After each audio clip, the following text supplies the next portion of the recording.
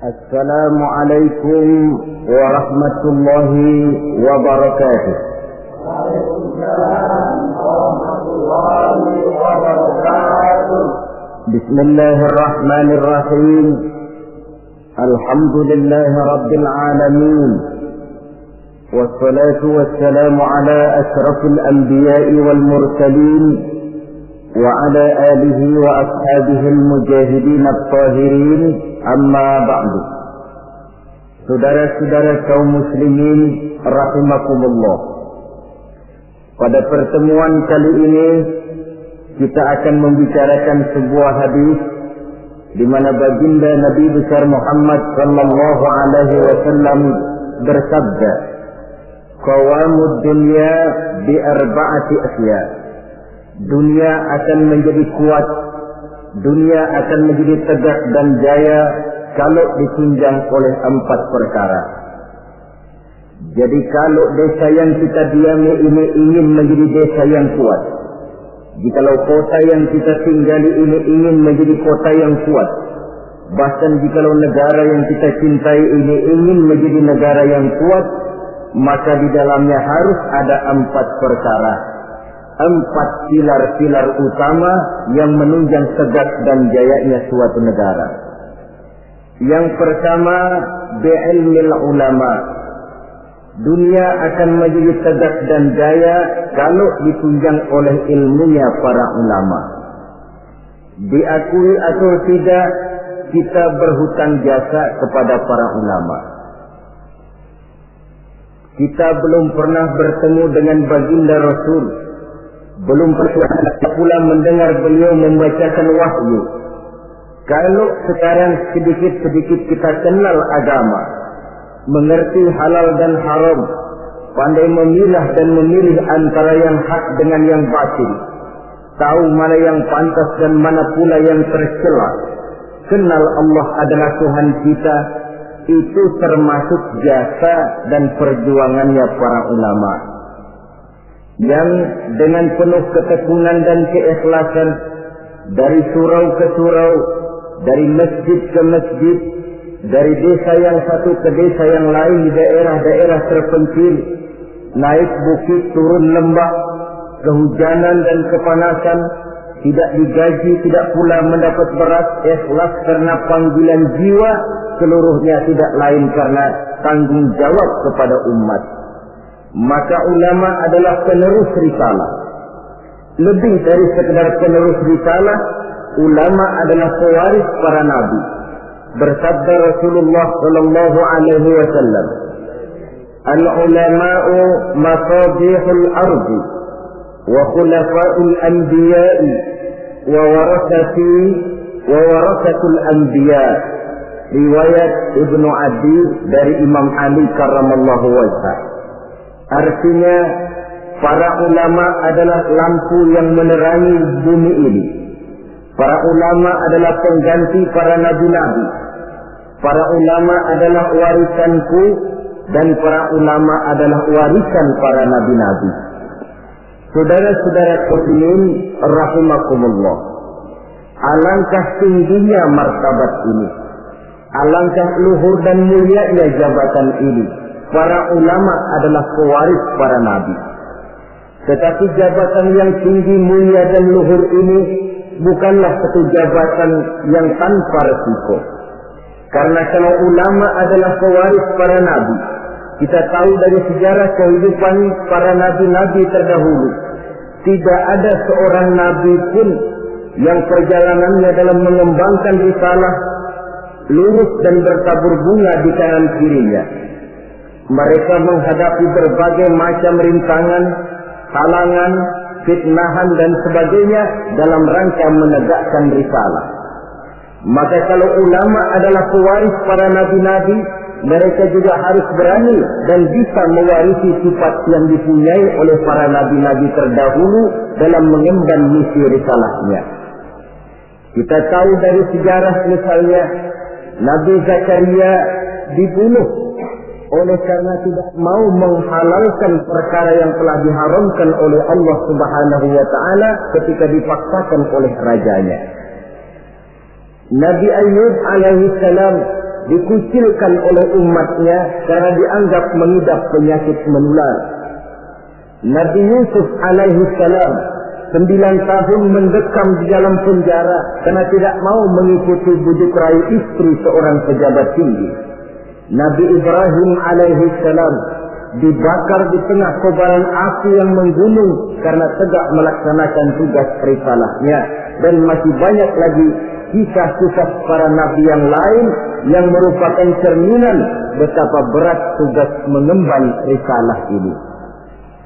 Kalau para ulama adalah ahli waris Nabi, mereka harus berani korban nyawa seperti halnya Nabi Zakaria. Mereka harus siap dikucilkan oleh umatnya seperti halnya Nabi Ayub. Mereka harus siap mendekam dalam penjara seperti Nabi Yusuf. Dan kalau perlu, mereka harus siap dibakar untuk tegaknya suatu risalah seperti halnya Nabi Allah Ibrahim alaihi salam. Jangan cuma sekedar bangga dengan gelar pewaris para nabi, tetapi akhlak dan perjuangan, tuntunan dan perbuatan malah bertentangan dengan apa yang dicontohkan oleh para nabi. Ini namanya ahli waris gadungan.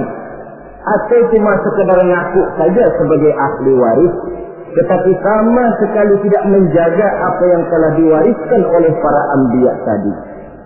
Saudara-saudara kaum muslimin rahimakumullah, pindah dari contoh dari kehidupan para nabi, kita bisa juga mengambil contoh dari kehidupan para ulama-ulama terdahulu. Beberapa yang bisa kita angkat ke permukaan, misalnya sejarah kehidupan dari ulama yang saleh dan zuhud, Sa'id bin Zubair. Ketika ia ditangkap oleh Hajjaj bin Yusuf yang menjadi gubernur di Irak ketika itu, Sa'id bin Zubair ini dituduh sebagai orang yang anti kepada dinasti Umayyah.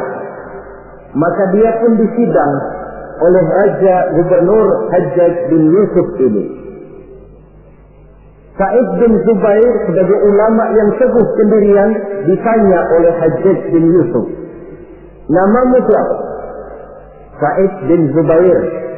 "Tidak," kata Hajjaj, "namamu bukan Sa'id bin Zubair, tapi namamu Sa'id bin Qusair." Dibaliknya nama itu, Sa'id bin Zubair artinya si bahagia, anak si teguh. Kalau Sa'id bin Qusair artinya si sempit bin si pecah. Kata Hajjaj bin Yusuf, "Celaka benar orang tuamu yang telah memberikan nama seperti itu kepadamu." Yang menentukan celaka dan bahagia seseorang itu cuma Allah, kata Sa'id bin Zubair. "Diam kamu," kata Hajjaj bin Yusuf. "Nanti saya lemparkan kamu ke neraka." "Kalau memang kamu yang punya neraka, sudah sejak lama engkau saya jadikan Tuhan," kata Sa'id bin Zubair. "Menurut pendapatmu, Imam Ali di surga atau neraka?" kata Hajjaj bin Yusuf. "Cuma Allah yang menentukan seseorang di surga atau neraka," jawab Sa'id bin Zubair. "Menurut pendapatmu, khalifah yang 4 itu mana yang paling baik?" "Semuanya baik. Saya menghormati orang-orang saleh yang benar-benar bertakwa kepada Allah Subhanahu wa ta'ala." Merasa dengan cara kasar, Hajjaj bin Yusuf tidak sanggup mengubah prinsip dan pendirian Sa'id bin Zubair. Dirubahnya dengan cara yang halus. Ditawarkannya lah emas, intan dan berlian untuk Sa'id bin Zubair. Apa jawaban Sa'id? "Hai Hajjaj bin Yusuf, apakah harta benda yang engkau berikan kepada saya, emas, intan, berlian yang banyak ini, akan bisa menolak kesengsaraan akhirat? Apa artinya gelimangan materi ini kalau saya harus masuk ke dalam neraka?" Kata Hajjaj, "Tidakkah kau mau minta ampun kepada saya? Lebih baik saya mohon ampun kepada Allah." "Baik, kalau memang itu pilihanmu, kamu terpaksa saya bunuh." Dibunuh pun keyakinannya tidak bergoyah. Ini contoh dari generasi terdahulu, seorang ulama yang saleh dan zuhud bernama Sa'id bin Zubair. Demikian juga Imam Malik, seorang imam mazhab pada suatu saat beliau memberikan fatwa bahwa tolak dari seorang suami terhadap istrinya dalam keadaan dipaksa, maka tolaknya itu tidak sah. Begitu juga sumpahnya orang yang terpaksa, sumpahnya pun tidak sah. Yang jadi gubernur di kota Madinah pada waktu itu ialah Ja'far bin Sulaiman Al-Hashimi. Dia tidak senang kepada fatwa ini. Dimintanya Imam Malik untuk mencabut kembali fatwanya. Namun dengan tenang Imam Malik menjawab, saya tidak akan pernah mencabut fatwa yang saya yakin berdasarkan kepada Quran dan Sunnah ini. Apapun resiko yang saya hadapi, saya siap. Malah fatwa itu beliau sebarluaskan, akibatnya Imam Malik ditangkap. Kemudian dihukum berat, dicambuk 70 kali. Sampai pun dikala hendak ajal, bekas cambukan itu masih nampak di punggung beliau yang mulia ini. Saudara-saudara, ketika hal ini diadukan oleh khalifah kepada khalifah, yaitu Abu Mansur, maka Imam Malik dipanggil oleh beliau. Apakah kau ingin membalas perlakuan gubernur Madinah yang sewenang-wenang kepadamu? Jawab Imam Malik, saya tidak akan membalas. Begitu akhlak dari ulama yang teguh pendirian. Demikian juga Imam Ahmad bin Hanbal, yang karena teguh mempertahankan fatwa, prinsip dan pendiriannya, beliau mendekam dalam penjara bahkan sampai melampaui 3 masa kekhalifahan. Sejak Al-Ma'mun, Al-Mu'tasim sampai Khalifah Al-Wasiq. Ada satu contoh lagi, Imam Nawawi rahimahullah. Beliau tinggal di negeri Syam yang diperintah oleh Raja Zahir Baibas. Suatu saat negeri Syam ini dihantam oleh musim kemarau yang panjang. Rakyat kelaparan, binatang ternak kelaparan, ditambah lagi oleh ancaman dari orang-orang barbar yang sangat mengancam keamanan negara pada waktu itu. Maka satu hari khalifah atau pemimpin Zahir Baibas ini mengumpulkan para ulama untuk meminta persetujuan mereka. Maksud raja ingin mengambil dana dari seluruh rakyat negeri Syam untuk biaya perang mempertahankan negara dari kemungkinan serangan kaum barbar. Sebagian besar para ulama pada waktu itu tertunduk, hanya bisa menyetujui apa yang dikomandokan oleh rajanya ini. Lain dengan Imam Nawawi rahimahullah. Beliau dengan tenang menjawab, Tuan Raja, saya bukan tidak setuju untuk mengambil pajak biaya dari rakyat untuk membiayai perang. Tetapi saya melihat rakyat kita ini sekarang sedang susah dan sengsara.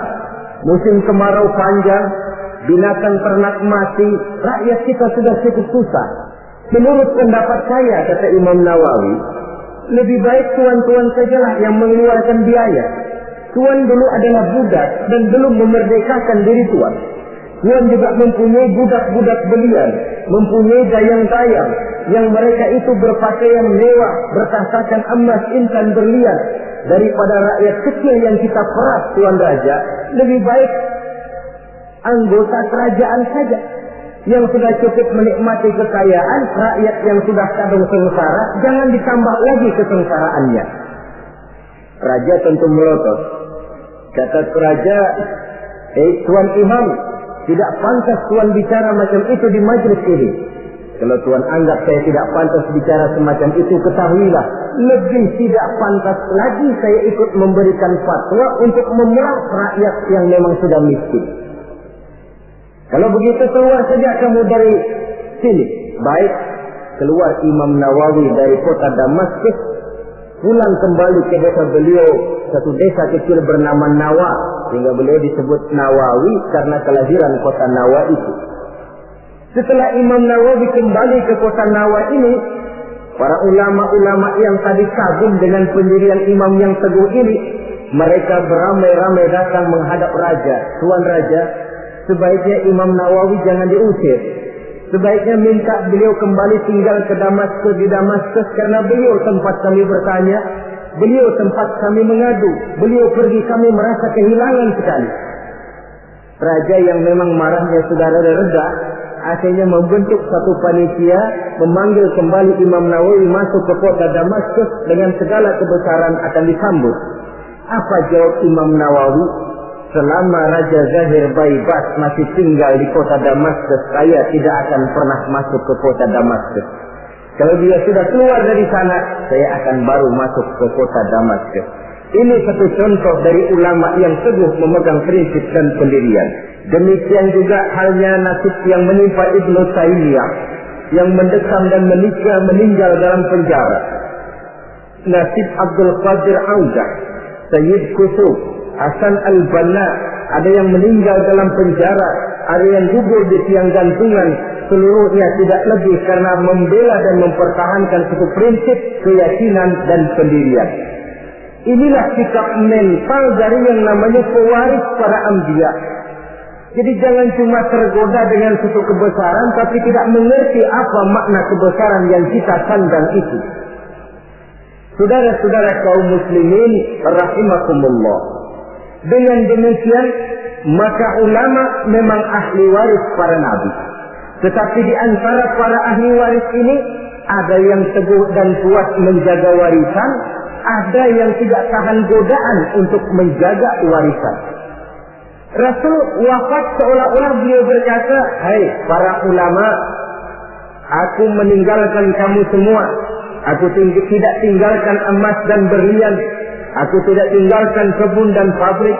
Aku tinggalkan Islam kepadamu. Engkau adalah ahli warisku. Jagalah Islam ini baik-baik." Tinggallah para ulama yang menjadi ahli waris Nabi. Ada di antara mereka yang teguh menjaga warisan. Walaupun lapar, walaupun haus, walaupun hidup serba miskin, mereka tidak akan pernah menjual warisan. Ulama inilah yang merupakan pewaris yang perlu kita ikuti. Walaupun seperti yang disabdakan Nabi, "Sayati ala ummati zamanun, al-qabidu ala dinihi kal-qabid ala jamrah." Akan datang satu zaman di tengah umatku, di mana pada zaman itu orang yang kuat dan teguh memegang agama seperti memegang bara di tangan. Dipegang, tangan terbakar, dilepas bara terbuang. Ulama yang teguh menjaga warisan Nabi tidak goyah prinsip, keyakinan dan pendiriannya bagaimanapun panasnya dia memegang agama. Sebaliknya di pihak lain ada juga para ulama yang setelah diwariskan Islam oleh Nabi ini, mereka tidak tahan penderitaan, mereka tidak tahan lapar, mereka tidak tahan haus. Daripada tidak punya apa-apa, kan lebih baik punya apa-apa. Daripada kelaparan, kan lebih baik kenyang. Ini ada warisan Nabi bernama Islam, jual saja warisan ini. Maka dijualnya warisan tadi. Turunlah dia dari pewaris Nabi menjadi bekas pewaris dari para nabi-nabi. Saudara-saudara kaum muslimin, ini termasuk dalam hadis yang diriwayatkan oleh Imam Hakim dari Anas, bersabda Rasulullah sallallahu alaihi wasallam, "Wailun li ummati min ulama'is su'i yattakhizuna hadzal ilma tijaratan yadha min umara'i zamanihim rabhan li anfusihim la arbahallahu tijaratahum." Celakalah umatku akibat tingkah laku ulama-ulama yang jahat. Kenapa? Karena ulama merupakan panutan. Kalau seorang yang biasa berbuat salah, salahnya barangkali hanya menjerumuskan dirinya sendiri, paling-paling keluarganya. Tapi kalau seorang ulama salah, sedangkan di masyarakat dia menjadi panutan dan contoh, kesalahannya akan menjerumuskan puluhan, ratusan, ribuan, bahkan mungkin jutaan umat yang mendengar fatwa dan nasihat-nasihatnya. Jika kalau Nabi mengatakan, "Wailun li ummati min ulama'is su", celaka umatku akibat tingkah laku ulama yang jahat perangainya ini. Bagaimana tingkah laku mereka? Kata Nabi, yattaqizuna hadzal ilma tijaratan yabi'unaha min umara'i zamanihim. Mereka mengambil ilmu agama ini sebagai barang dagangan yang mereka jual kepada penguasa zaman mereka. Agama dijadikan semacam ajang bisnis. Hukum halal haram bisa diatur menurut selera penguasa. Yang penting si ulama mendapat keuntungan. Celakalah agama dan celakalah umat. Kalau ulama sudah menjadikan ilmu agama ini sebagai barang dagangan yang diperjualbelikan kepada penguasa di zaman mereka hidup. Dengan harapan apa? Rabahan li anfusihim, mengharap keuntungan bagi diri mereka sendiri. La arbahallahu tijaratahum. Nabi menjanjikan Allah sama sekali tidak akan menguntungkan perniagaan mereka itu. Saudara-saudara kaum muslimin rahimakumullah. Kadang-kadang waktu belum dapat apa-apa suaranya nyaring. Ustaz, ini hukumnya apa? Waktu belum dapat apa-apa. Tapi sedikit dapat duit mulai ditelok suaranya. Yang tadinya bilang nyata-nyata haram, sekarang halal.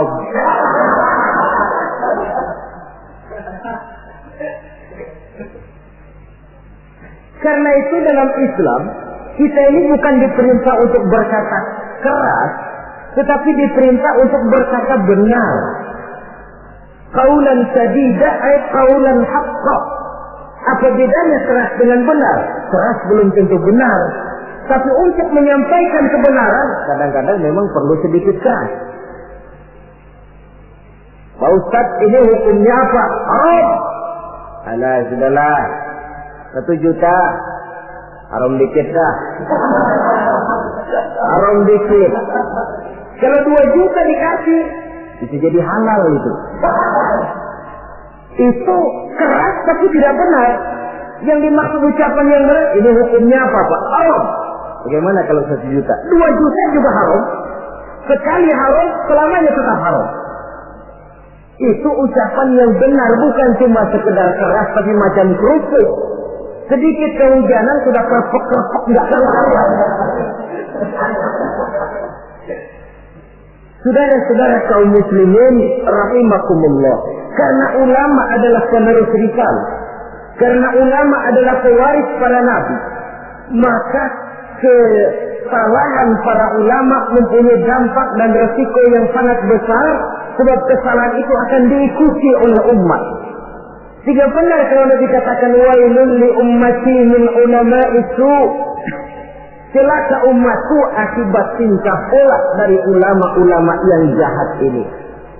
Malu kita kalau bercermin dari kepribadian macam ulama Sa'id bin Jubair. Malu kita kalau mencontoh kepada Imam Malik, kepada Imam Ahmad bin Hanbal, kepada Imam Nawawi.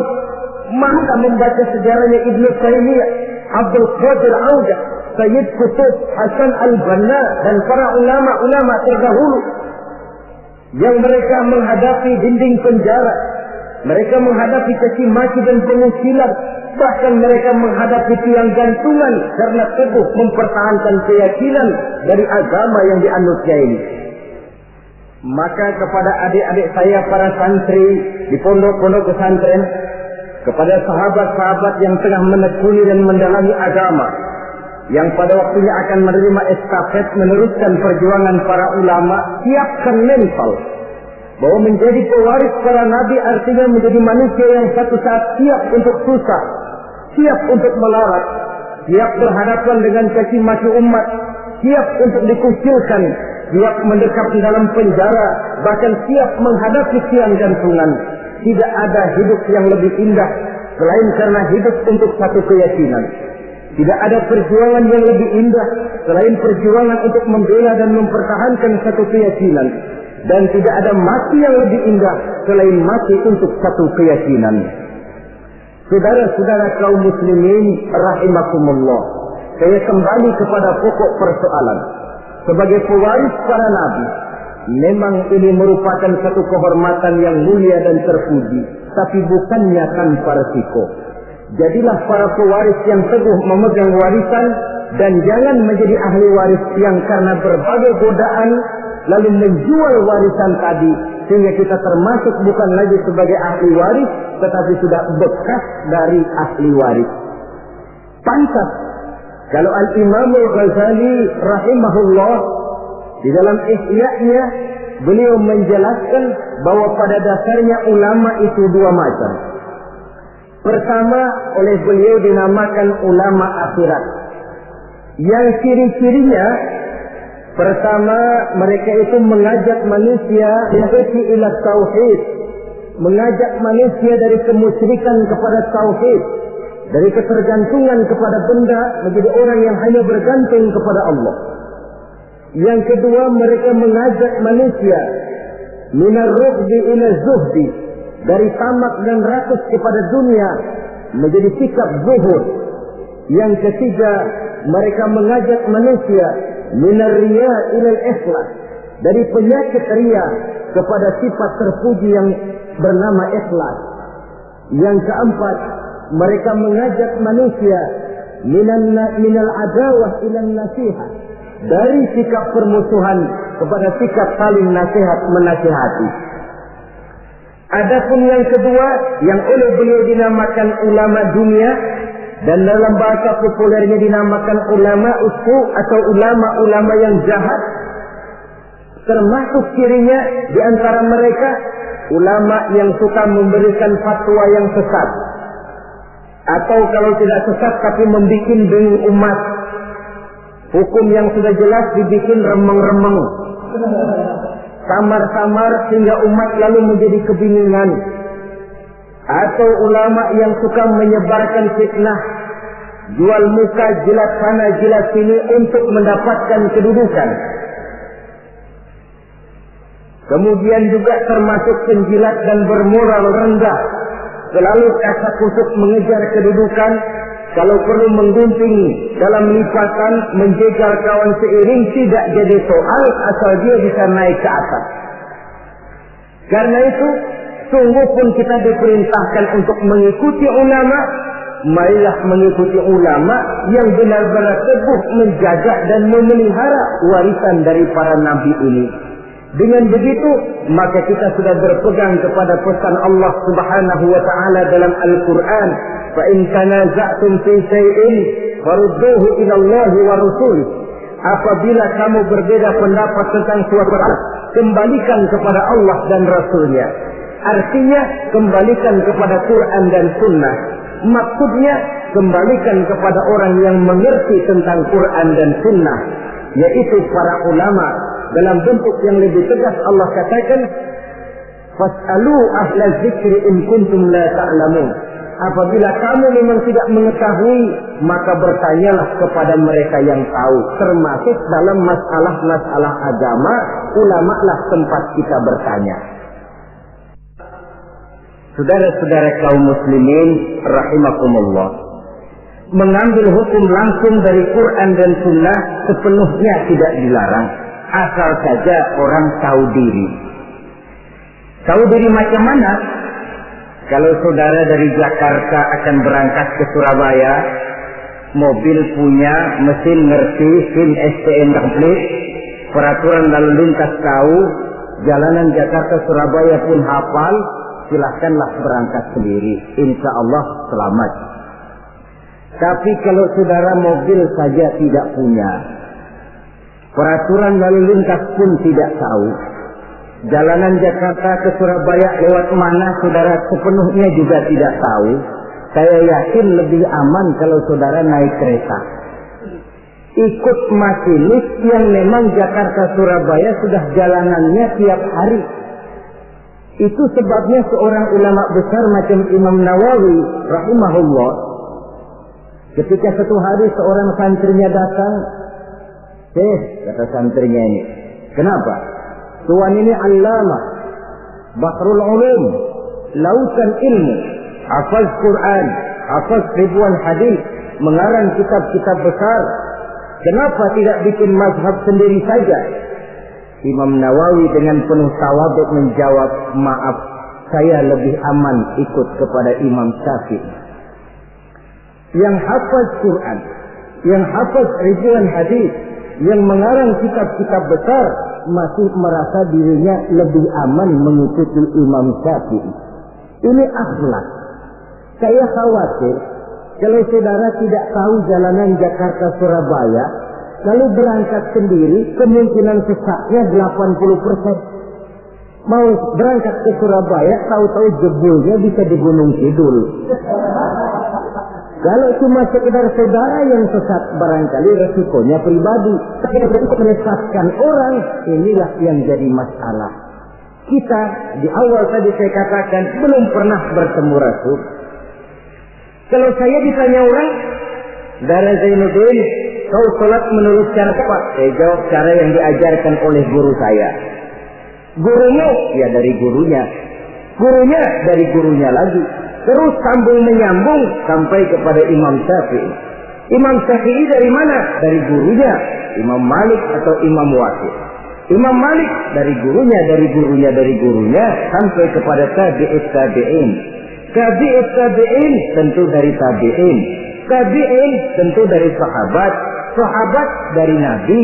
Nabi dari Jibril. Jibril dari Allah Subhanahu wa ta'ala. Pengkolnya sih tetap di sana. Cuma sambung menyambung secara mutawatir sampai kepada kita sekarang ini. Ayat Quran elastis. Dibawa kemanapun dia mau, tergantung niat baik dari orang yang mentafsirkannya.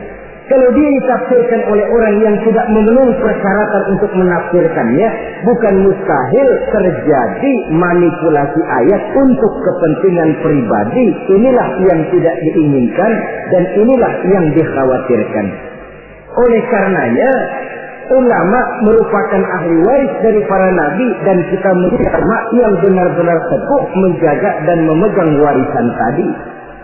Tetapi kalau warisannya sudah tidak ada lagi, maka tidak usah mengikuti yang semacam itu. Ini pernah disabdakan oleh Rasulullah Sallallahu Alaihi Wasallam dalam hadis yang diriwayatkan oleh Imam Baihaqi. Beliau bersabda, "Yusifu an ya'tiya 'ala an-nasi zamanun la yabqa min al-Islam illa ismuh, wa la yabqa min al-Qur'an illa rasmuh. Masajiduhum 'amiratun wa hiya qarabun min al-huda. Ulama'uhum sarrun man tahta adini as-sama' min 'indihim takhrujul fitan wa fihim ta'udu." Pada satu saat kata Nabi, akan datang di tengah masyarakat manusia, di mana pada zaman itu la yabqa minal Islam illa ismuh. Akan datang satu masa di mana pada masa itu Islam ada tapi cuma sekedar tinggal namanya saja. Islam ada tapi cuma tinggal nama saja. Bahasa Jermannya nama doang. Tapi ajaran Islam tidak pernah nyata dalam kehidupan sehari-hari. Nama Islam, perbuatan tidak Islam lagi. Kadang-kadang namanya Muhammad Mukmin, perbuatannya nyolong ayam. Islam ada tapi cuma sekedar tinggal nama saja. Wala yabqa minal Qur'an illa rasmuh. Quran pun ada tapi cuma sekedar tulisannya saja. Ada Quran tapi cuma tulisan. Paling banter di musabaqah kan. Ya masih lumayan lah. Tapi kan yang lebih penting sebenarnya adalah bagaimana mengusahakan musabaqah pengamalan ajaran Quran. Masajiduhum 'amiratun. Masjidnya megah, masjidnya mentereng, masjidnya mewah. Wahia qarabun minal huda, tapi kosong dari hidayah. Masjid tidak lebih seperti museum, besar, anggun, tapi sepi, tempat menyimpan benda-benda kuno. Itu nasib masjid di zaman itu, di mana Islam cuma tinggal nama, Quran cuma tinggal tulisan. Masjid besar, tapi ajaran Islam tidak terpancar dari sana. Masjid yang besar nasibnya bak museum saja. Tidak lagi berfungsi seperti masjid di zaman Rasul. Di zaman baginda Rasul, di masjid beliau mengajar umat, di masjid beliau bermusyawarah, Di masjid beliau mengatur negara. Di masjid beliau mengatur strategi perang. Masjid merupakan pusat kegiatan umat. Suatu zaman nanti kata Nabi akan datang di mana masjid ada, besar, megah, dibangun dengan biaya besar, tapi kosong dari hidayah, tidak ada lagi nur ilahi yang terpancar di dalamnya. Na'udzubillah. Di zaman itu ulama'uhum syarrun man tahta adimis sama. Ulama-ulama mereka adalah yang terjahat yang ada di bawah kolong langit ini. Min indihim takhrujul fitani wa fihim ta'ud. Dari mulut mereka keluar fitnah dan akibatnya kepada mereka juga fitnah itu kembali. Inilah satu zaman yang kita khawatir dan kita berlindung kepada Allah jangan menemui masa semacam itu. Saudara, orang-orang yang anti-Islam sekarang ini, mereka tidak mungkin menghantam Islam dengan mengirim satuan militer. Kita dengan strategi sekali. Caranya bagaimana? Pertama, pisahkan umat dari ulamanya. Kalau itu berhasil, tanamkan keraguan kepada sunnah. Kalau itu pun sukses, mereka masuk kepada tujuan yang paling inti, tanamkan keraguan kepada Quran. Disadari atau tidak, diakui atau tidak, tiga sistematik ini secara bertahap mulai diterapkan orang di tengah kehidupan kita. Mau hancurkan Islam, pertama, pisahkan umat dari ulama. Kalau umat sudah berpisah dari ulama, sama saja istilah yang banyak disampaikan orang, macan sudah dipisah dari hutan. Padahal ulama dengan umat persis hutan dengan macan. Macan tidak bisa pisah dengan hutan, hutan pun tidak bisa ditinggalkan macan. Kenapa? Saudara lihat saja, kalau hutan sudah ditinggalkan oleh macan, maka biasanya hutan yang tidak ada macannya tidak jadi hutan yang serem, disembarangi orang. Datang petani nebang pohon seenaknya. Kenapa kok berani? Hutannya nggak ada macannya. Datang kambing buang najis seenaknya. Kok berani? Hutannya nggak ada macannya. Datang badak nyeruduk seenaknya. Kok berani? Hutan tidak ada macannya. Maka satu desa, satu kampung, satu kota, kalau tidak ada ulamanya, biasanya disembarangi orang. Apa saja mudah masuk ke desa, ke kota, ke kampung yang tidak ada ulama dan tidak ada pengajian di sana. Datang ingkar sunnah masuk. Datang Islam jamaah masuk. Datang Islam sejati masuk. Datang pikiran yang merusak Islam pun masuk. Kenapa? Hutan tidak ada macannya, disembarangi orang. Sebaliknya pun, macan juga kalau sudah tidak tinggal di dalam hutan, biasanya akan jadi tontonan. Macan yang tidak tinggal di hutan, hilang seremnya. Orang nggak takut. Coba lihat di kebun binatang atau di taman safari. Itulah nasib macan yang sudah keluar dari hutan. Jadi tontonan orang. Bahkan anak kecil berani lihat dari dekat, nunjuk lagi. Macan lucu ya. Lucu katanya. Ya Allah. Jadi macan kalau sudah meninggalkan hutan, macan lucu. Ini ulama kiai kalau sudah meninggalkan jamaahnya, meninggalkan pesantren, meninggalkan masjid, meninggalkan umat, kiai lucu. Maka macan harus jaga hutan. Tapi hutan pun harus tahu apa kebutuhan macan. Jangan cuma macan saja disuruh jaga hutan, tapi hutannya pelit, tidak mau memberi makan kepada macan, loyo macannya. Kita cuma mengharap ulama berjuang habis-habisan. Tapi kita sebagai umat ini kadang-kadang cuma memerlukan ulama di waktu dia sehat. Sakitnya kita tidak mau tahu. Kita memerlukan ulama dikala dia segar, penderitaannya kita tutup mata. Bahkan lebih celaka, maaf loh ya, kita lebih menghargai burung beo daripada kiai. Contoh kecil, burung beo bisa ngomong dikit saja. Assalamualaikum, Assalamualaikum, 1 juta dibeli orang. Betul kan? Ngomong pun tidak pakai dikit. Assalamualaikum, Assalamualaikum, 1 juta dibayar. Kalau kiai yang ngomong Assalamualaikumnya pakai, bahasa Arabnya pakai, baca kitab sehalaman.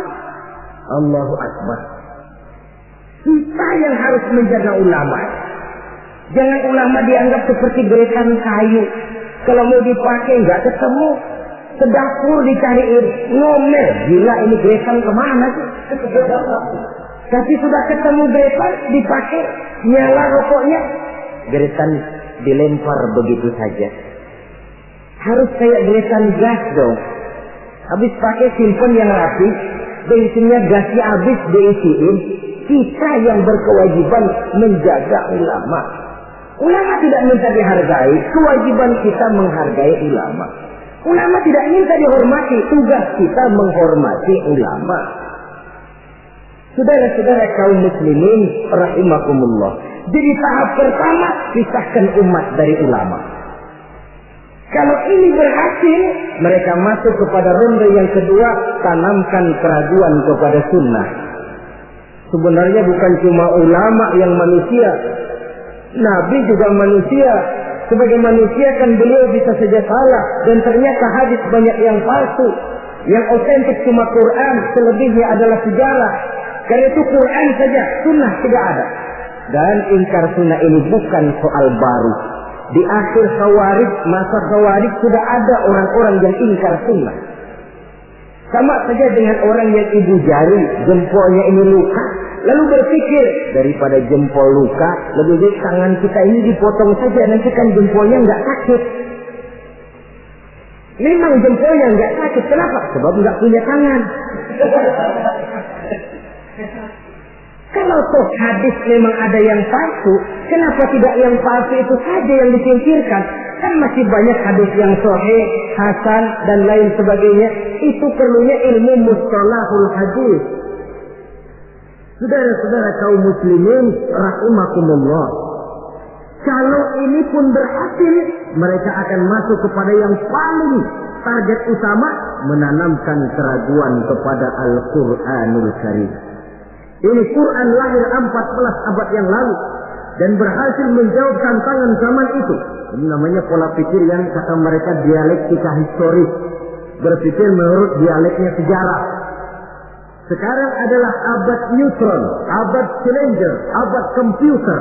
Masih mampukah Quran yang lahir di zaman onta menjawab tantangan zaman ini? Ditanamkan keraguan kepada sunnah. Mereka cari ayat-ayat, spesialisnya mencari ayat-ayat untuk menghantam kelemahan kita itu sendiri. Saudara-saudara, sistematiknya begitu. Dipisahkan kita dari ulama, ditanamkan keraguan kepada sunnah, dan klimaks paling puncak ditanamkan keraguan kepada Al-Quranul Karim. Nah, masalahnya sekarang tentang kita dan ulama. Orang makin mengakui bahwa ulama sekarang ini sudah merupakan jenis makhluk langka. Bahkan barangkali sudah harus dilindungi dari kepunahan. Kenapa ulama makin langka?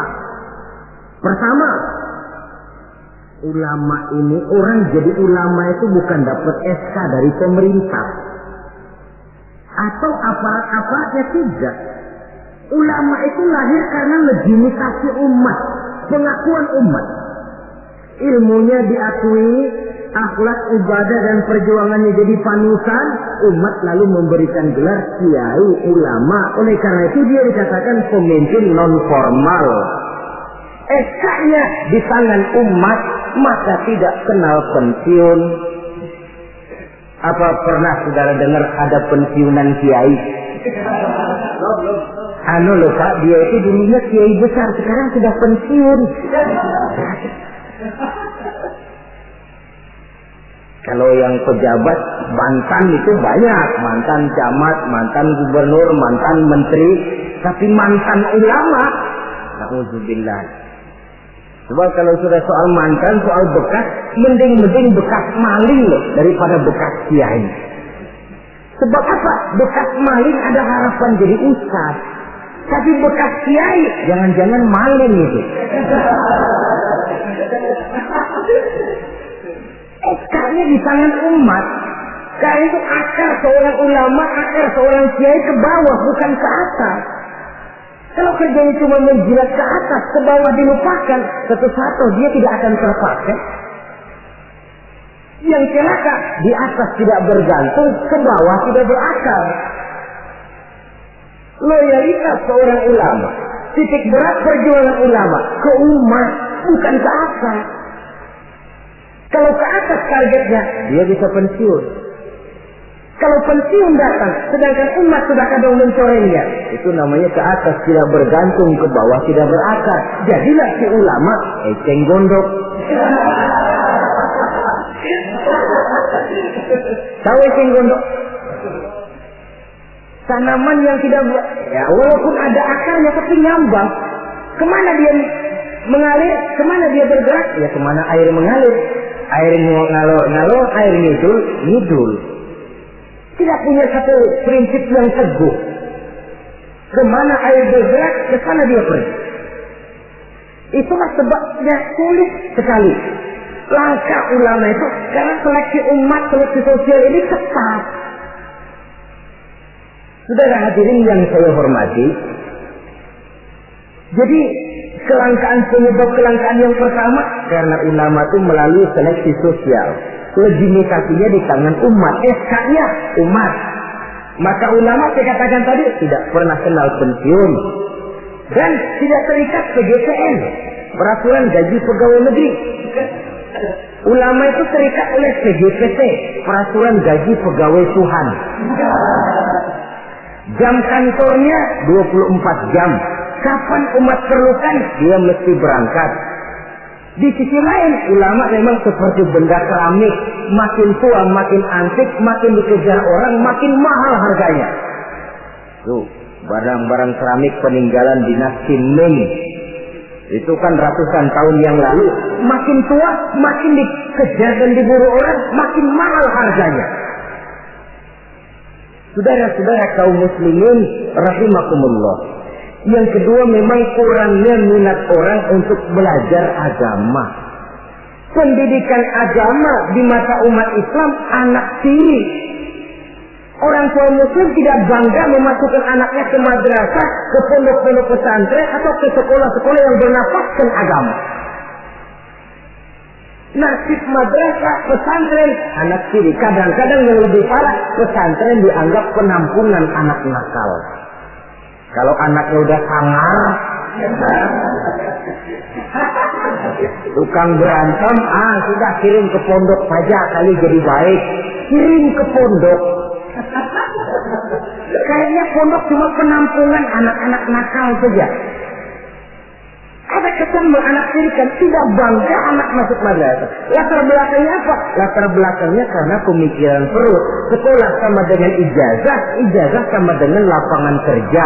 Kalau tidak jadi pegawai negeri, mati. Pola pemikiran perut. Timbul masalah. Kalau anak masuk pesantren, apa nanti bisa masuk kerja di Pertamina? Apa kalau masuk sanawiyah nanti bisa diterima di Departemen Keuangan? Pola pemikiran perut. Kadang-kadang orang tua muslim itu masukkan anak ke madrasah biasanya alternatif terakhir. Kalau sekolah umum di sana sudah tidak terima, sekolah sana penuh, sekolah sini tutup, baru ke madrasah. Itu pun nggak bangga. Ditanya temannya, anaknya sekolah di mana Pak? Anak saya mah daripada nggak sekolah. Coba lihat, daripada nggak sekolah katanya. Habis dimasukin kemana? Saya masukin ke Madurasa.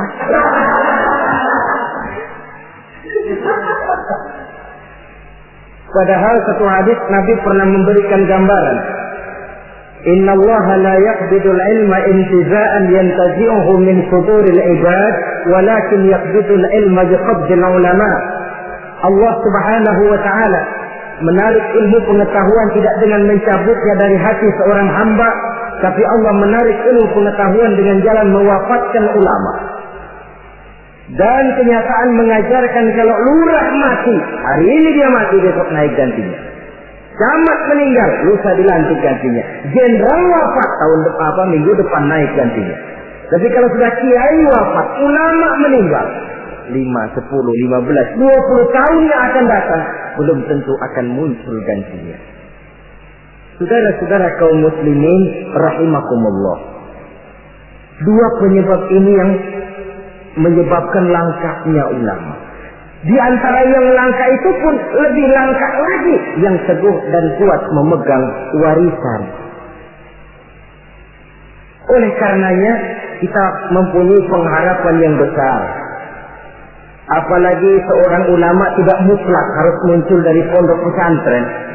Mungkin saja dari perguruan tinggi umum yang diimbangi dengan mengaji, mendalami kitab-kitab agama dari ulama-ulama terkemuka, sehingga dia bisa memadukan antara kemampuan intelektualnya dengan bimbingan keagamaan, berpadu nur ilahi dengan kemajuan sains, menjadi teknokrat yang berjiwa agama dan berilmu agama. Saudara-saudara kaum muslimin rahimakumullah, sama saja saudara punya gelas satu lotin, 2 hari sekali pecah satu, lama-lama kan habis. Saudara tidak usah bingung kalau pabriknya mesti terus bikin gelas. Sebaliknya, saudara punya gelas satu gudang, 1 hari sekali pecah satu, lama-lama habis kan.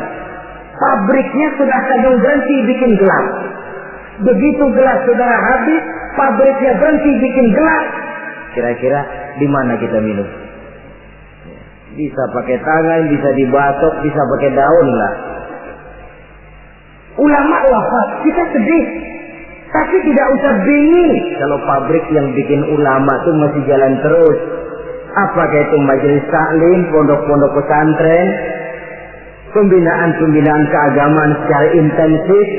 Karena memang makin ke depan tantangan ini makin tidak ringan. Diperlukan ulama-ulama yang sanggup menjawab tantangan zamannya, karena menyampaikan Islam berarti memberikan jawaban Islam terhadap masalah-masalah kehidupan. Saudara-saudara kaum muslimin rahimakumullah. Sebuah riwayat ingin saya sampaikan menutup uraian yang singkat ini. Di zaman Bani Israel, hiduplah 7 orang ulama yang masih muda-muda. 7 orang ulama yang masih muda ini mereka teguh dan kuat memegang agamanya, walaupun mereka tinggal di masa pemerintahan yang zalim dan memusuhi mereka. Mereka tidak goyah barang sedikit pun. Kemana ulama yang 7 orang ini pergi dakwah, mereka dicaci maki, dikejar-kejar, difitnah.